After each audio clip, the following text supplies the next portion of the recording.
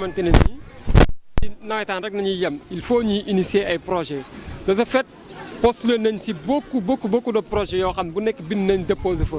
Tout récemment am na yoo xam te ni financé nañ ko lu mel ni terrain de basket ak terrain de handball bi nga xam te ni actuellement nous avons reçu le financement ba les constructions démarré na. loolu dina permettre jeunes yi nga xam te ne ñi ngi fi bëggoon a def basket wala ñu def handball di am fu ñu ko mën a pratiquer. Donc le développement des infrastructures dafa bokk ci suñu programme parce que lépp dañ ko tënk dans un document boo xam un document d'orientation que nous appelons document d'orientation stratégique Bokhaat Horizon 2028 kooku document de planification la qui nous permet ñu mën a planifier nos actions dans le temps.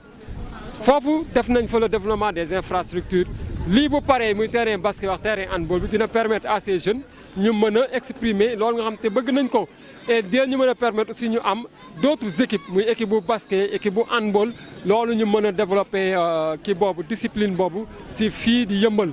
Mais aussi am na d'autres projets yu ñu déposé waat lu mel ni dans le cadre de la DER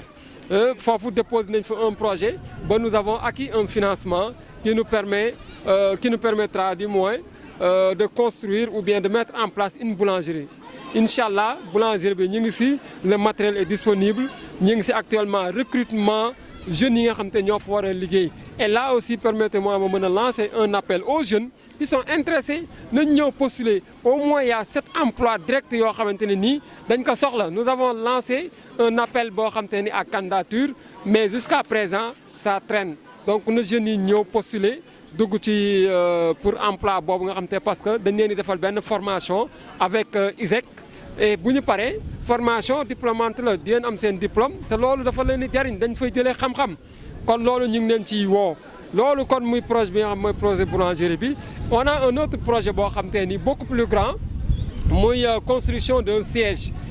la boo xam te ni multifonctionnel pour l'ASC qui sera construit sur benn bâtiment R+3 dinañ fa am ci biir salle fitness boo xam te dina permettre ñu nekk fii ñuy mën a entraîner fitness am aussi développement corporel yeneen dina fa am na ci biir benn salle de spectacle bu mag boo xam dinañ ko mën di louer parce que manqué na fii salle de réunion amuñu ko bu ñu fu ñuy réunir la ASC dañuy wër école yeex yooyu kon loolu c'est important ci biir aussi on a prévu ay bureaux yoo xam te c'est des services ñoo fay nekk le service administratif fa lay nekk am na aussi d'autres services des services financiers yu ñu fa prévoir fa ay lieux d'hébergement pour joueurs di regrouper foo xam te ni qui va abriter notre académie parce que ren ji inchallah on mettra en place notre académie l'académie Bokhaat foot qui va prendre en compte la petite catégorie kon loolu c'est des projets yoo xam te actuellement ñu ngi ci di demander les partenaires ñu ñëw jàppale ñu parce que comme nous l'avons dit tout ce que nous faisons c'est pour la population ku ci nekk si vous avez des partenaires ou si vous avez un projet vous venez on le met en œuvre ñun laaj ñu ci leneen donc ce que nous voulons c'est développer le fonctionnement de l'ASC te loolu ci nañu nekk nii actuellement. Président, votre dernier mot. waaw di remercier ñi nga xamante ne nii ñëpp ñëw nañ jàpp ci activité tey bi parce que lii day wane ne les populations am nañu conscience ci li nga xamante ne seen responsabilité la ba lépp loo xam day développer seen i gox ñoom ñëpp dañuy ñëw jàpp ci donc ñun dañ leen ci sant di leen gërëm boo xoolee tey nous avons eu une forte mobilisation du côté des partenaires mais aussi du côté de l'ASC et des populations riveraines et ça c'est important cette conscience citoyenne c'est ce que nous demandons tout le temps et loolu nañu bëgg mu